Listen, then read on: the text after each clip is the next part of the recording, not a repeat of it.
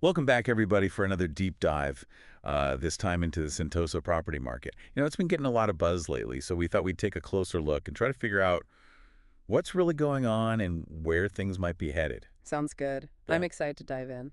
Yeah, and we've got this pretty in-depth report on the 2025 outlook for the Sentosa market. And let me tell you, some of these numbers are pretty wild. Like, hmm did you know that transactions in Sentosa's luxury market have gone up by almost 44% compared to last year? Yeah, that's a pretty big jump. It is. It really shows how Sentosa has become this global hub for luxury living, Mm. attracting all these high net worth individuals from all over the world. It's true. And it really speaks to Sentosa's image as this exclusive haven.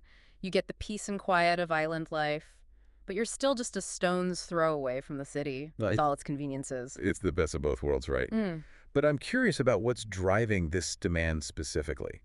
Is it just the location, or is there something more to it? Location is definitely a big part of it, but it's not the whole story. The report points to these new developments, like the residences at W Singapore, Sentosa Cove, and Cape Royale as big Yeah, drivers. those are some big names. Exactly. These properties offer that perfect blend of waterfront living and unique architecture. Plus, they have all these top-tier amenities that are just incredibly attractive to a certain type of buyer. Makes sense. And those are definitely two developments that are synonymous with luxury living in Sentosa. For sure. Speaking of luxury, the report also mentions some pretty jaw-dropping sales figures, Hmm. like the residences at W Singapore Sentosa Cove, for example. They sold 81 units at a median price of $8,802 per square foot. That's PSF, by the way, for anyone who's not familiar with the term. It just means the price for each square foot of space. Right, of course. Thanks for clarifying that. So yeah, 8,802 PSF. It's a lot. And Cape Royale is right up there, too, with 15 units sold at a median price of 2,234 PSF. Wow, those are some serious numbers. Makes you wonder who's buying these places and what they're looking for. It's probably a combination of factors, things like the limited supply of land in Sentosa, the unique amenities these developments offer, and just the undeniable prestige of owning a piece of this island paradise. All of that contributes to these impressive price tags. So we're talking about a very specific buyer then. Someone who values exclusivity and is willing to pay top dollar for it. Exactly. Okay, so let's talk about some of these high-end transactions. Mhm. The report mentioned some pretty record-breaking sales. What were some of the highlights? Well, one that really stands out is this detached house on Ocean Drive that sold for a cool $16 million. $16 million. Yeah. That's like winning the lottery and buying a house all at once. It's a pretty incredible sum, and that breaks down to 1,844 PSF for an 8,675 square foot home. Talk about living large. Were there any other transactions that caught your eye? There was another detached house on Cove Drive that sold for $14.2 million, which comes out to $1,777 in Sentosa. These sales really highlight the demand for those spacious, exclusive homes in Sentosa. So privacy and space come at a premium on this island. They certainly do. Okay, but what about the condo market? Were there any record-breaking sales in that category? Absolutely. Cape Royale took the top spot there with a unit that sold for a staggering $9.6 million or 3,069 PSSF. That really shows how desirable and prestigious it is. Wow, that's a price that would make anyone do a double take. I guess owning a piece of Cape Royale is a real status symbol. It seems that way. Were there any other noteworthy condo sales? Yeah, there was a significant transaction at Turquoise. A 6,900 square foot unit sold for $9 million, which works out to 1,304 PSF. Interesting. So it looks like location, amenities, and size all play a role in determining these property values. And it's clear that Sentosa's luxury market is booming with certain developments leading the pack. Absolutely. One name that keeps coming up is the residences at W Singapore Sentosa Cove. The report mentions multiple high-value transactions there. Yeah, there were several sales between $6.1 million and $6.2 million, with prices per square foot ranging from $1,825 to $1,892. So the W factor is definitely real. Hmm. What do you think is driving its popularity? I think it's a combination of things. The W brand itself is associated with a certain lifestyle, and the residences at Sentosa Cove really embodies that. You've got those luxurious finishes and stunning views, plus you have access to all the excitement and amenities that Sentosa has to offer. It's a very appealing package. It does sound pretty amazing. So far, we've been focused on individual transactions and specific developments, but I'm curious about the bigger picture. What does the report say about Sentosa as a whole? Is this just a temporary boon, Or is there something more sustainable driving this growth? Well, that's where it gets really interesting. The report emphasizes that Sentosa is more than just real estate. Yeah. It's an investment in a lifestyle. I like that. It's not just about owning a property. It's about buying into a certain level of prestige and exclusivity. Exactly. And for investors, there's the potential for some pretty significant capital appreciation.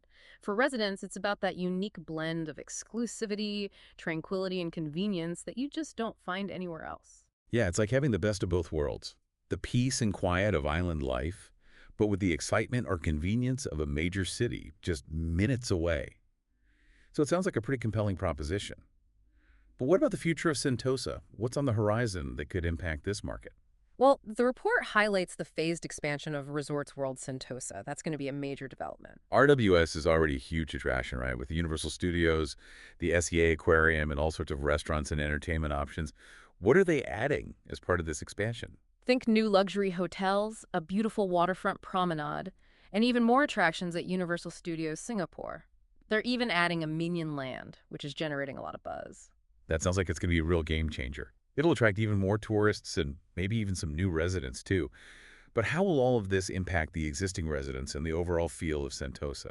Will it still have that sense of exclusivity and tranquility? That's a really important question, and one that we'll definitely be exploring in the next part of our deep dive.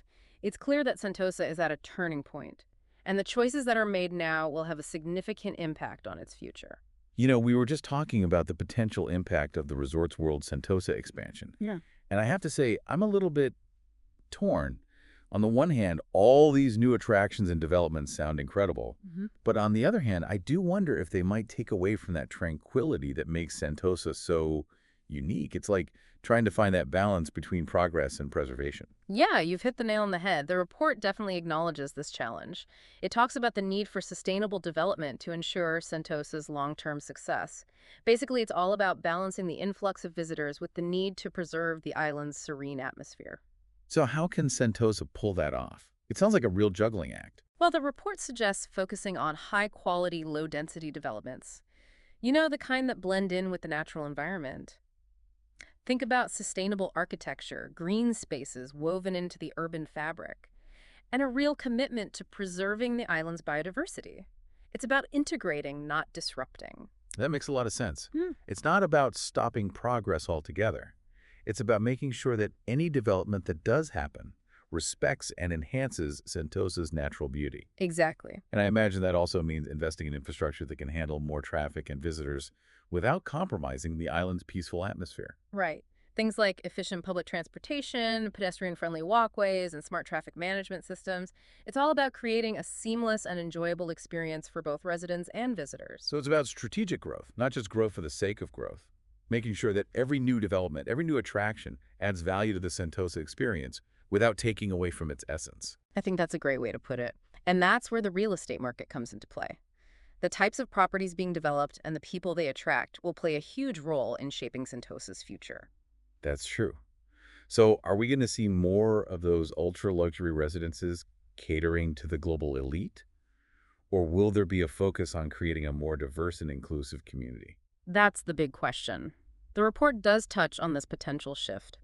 It suggests that as Sentosa caters more and more to the ultra-wealthy, there might be a decline in demand from those who are looking for more affordable options. So it's a potential trade-off then between exclusivity and accessibility. It seems that way. But wouldn't losing that accessibility make Sentosa less vibrant, less diverse? It's a complex issue. There's no easy answer. On the one hand, attracting a global elite can bring in a lot of money and elevate Sentosa's standing as a world-class destination.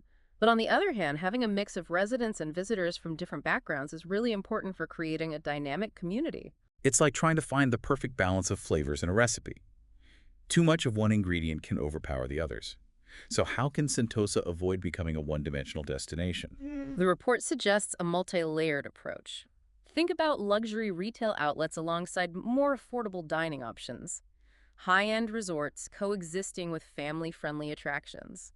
It's about creating a range of experiences that appeal to different tastes and budgets. So instead of being exclusively for the ultra-wealthy, Sentosa could offer a mix of experiences that appeal to a wider range of people. Exactly.